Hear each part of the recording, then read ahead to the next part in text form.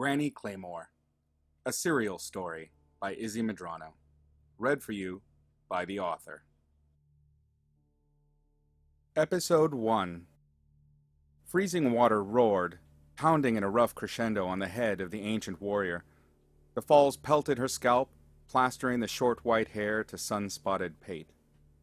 Glacial runoff from the distant snow-covered peaks crashed against her loose flesh in a violent but welcome massage. Stark naked, the old woman sat rooted at the base of the icy waterfall, looking like a wizened mushroom.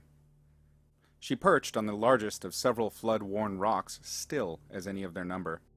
Water punished her wobbling skin in an irregular tattoo. A constellation of forgotten scars danced, undulating under the current. The elder wore her drooping decades tented on a frame of tough bones held taut with thick ropes of muscle. Faint rainbows curled in the dense mist surrounding the sun-browned figure. The eyes held closed, tucked below terraces of wrinkles, passive. Her posture, erect and light, gave the appearance of a meditating monk. The cascade battered against the motionless body, legs crossed, fist touched to fist under the overhang of a fledgling paunch. To avoid inhaling the torrent, she pulled frigid air through her teeth with painstaking slowness, invented from the nose. The creased face pinched for a moment before she rocked into a better position and settled again. An enormous and lurid burp erupted through the downpour. Swollen, bloodshot eyes snapped open under the rush of water and bulged at her own gut stink. They blurred, stinging from a stench like rotting pork and turned goat milk. The woman slowly creaked her stiff neck to the left, then right, wincing as the world pitched and spun. Another sour burp bubbled loose, tainting the serene air.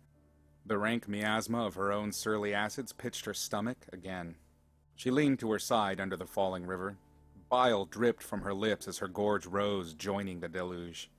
She burped yet again, mouth yawning, aching for the relief of vomit.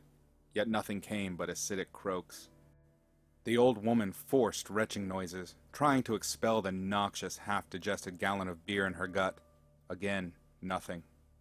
Shrugging, she turned back to resume her meditation. The ancient figure relaxed into the hammering falls and continued to ignore the monumental hangover.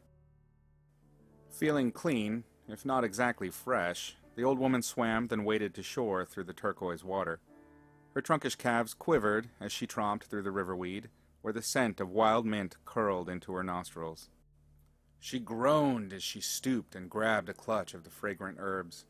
When she stood, the earth pitched suddenly, but the drunk quickly found her balance. Closing her eyes to the sun, she tottered a moment, then continued to half-walk, half-stumble toward her waiting supplies. The brilliant green river that fed this waterfall ended in an overgrown quartz quarry.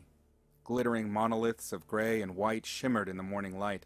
They poked up, like errant teeth, from the verdant trees and tall ferns reclaiming the small lake. The old woman unceremoniously plopped herself on a large warm hunk of flat granite. Her skin puckered as the water dripped over her thick belly in the sun. She felt something brushing against her thigh, lifted her hand and squinted at the weeds in her fist.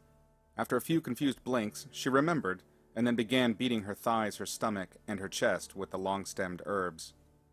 When the plants had lost their snap, she crushed them in her palms, then ground them into her armpits and through short-cropped, snowy hair. Just forward of her right ear, she found the two long white mats that had once been braids. After scraping the mint against them, she pitched the spent plant matter away. A giggle bubbled at the gelatin wobble of her flesh as she closed her eyes and focused on the brilliant red radiating through her eyelids. Spread-eagled, naked as a newborn, the old woman began to snore. Small brown birds, rooting for breakfast nearby, flittered away in alarm. The mountain lake glittered under the sun, and the distant waterfall carried on, grumbling to the sky. Some time later, the white-haired lady grunted in her sleep. A frown shadowed her face, then a sleepy sneer. Her eyes darted under closed lids. She mumbled something unintelligible and moaned. "No, the shadow, don't. She's..." The woman croaked. The dream turned and her head jerked. The wrinkled brow furrowed sharply. She growled, then hissed. Like a white mongoose, the elder suddenly leapt into the air. She landed light on the balls of her feet, her form low and coiled. Corded muscles twitched like tightly wound springs ready for anything. Her squared and gnarled hands were half clenched, all at once, tiger claws and war hammers. Her right arm was smooth, rather than wrinkled and bagged like the other. Patchy scars of an ancient and nasty burn journeyed from fingertips to shoulder blade and up the neck just under her right ear. The twin matted white braids dragged along her shoulder as she cocked her head. Heavy earlobes twitched, absorbing the sounds of the forest. The waterfall pulsed in the distance. Birds chattered and played. Insects tunelessly thrummed.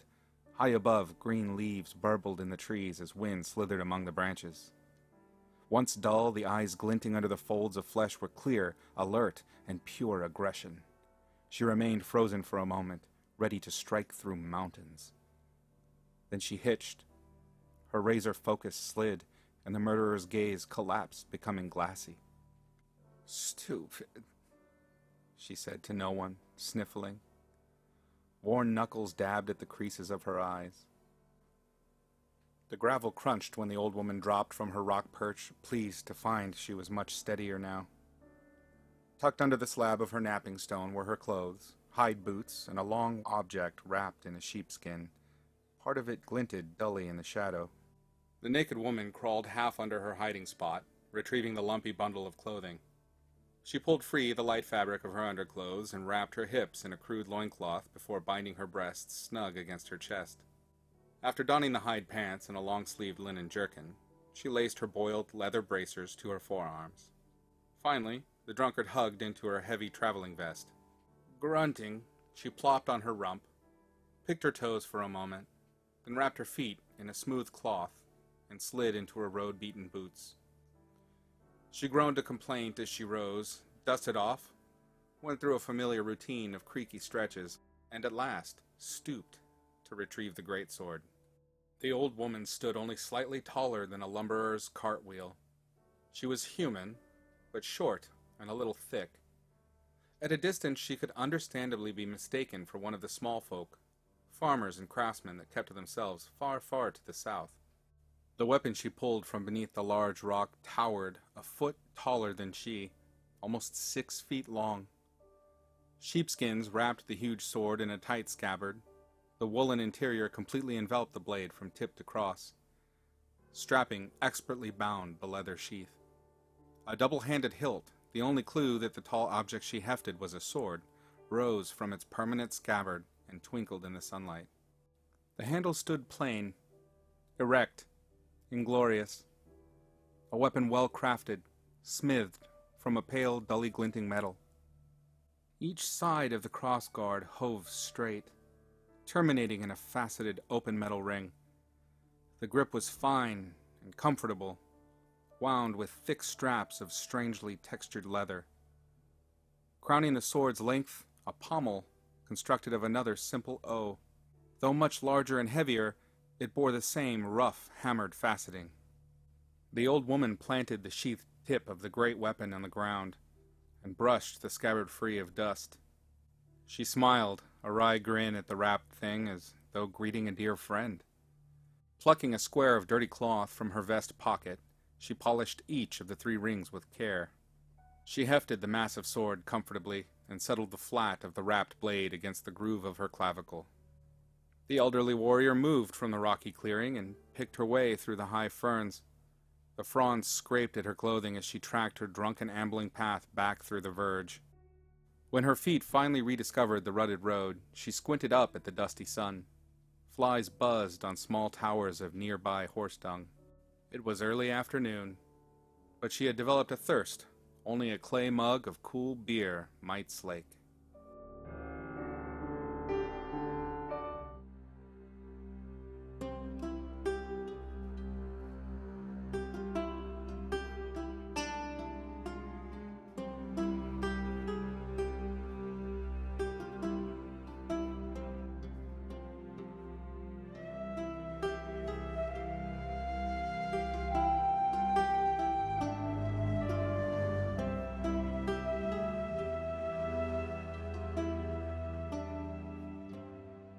This has been Granny Claymore, read for you by the author, Izzy Medrano.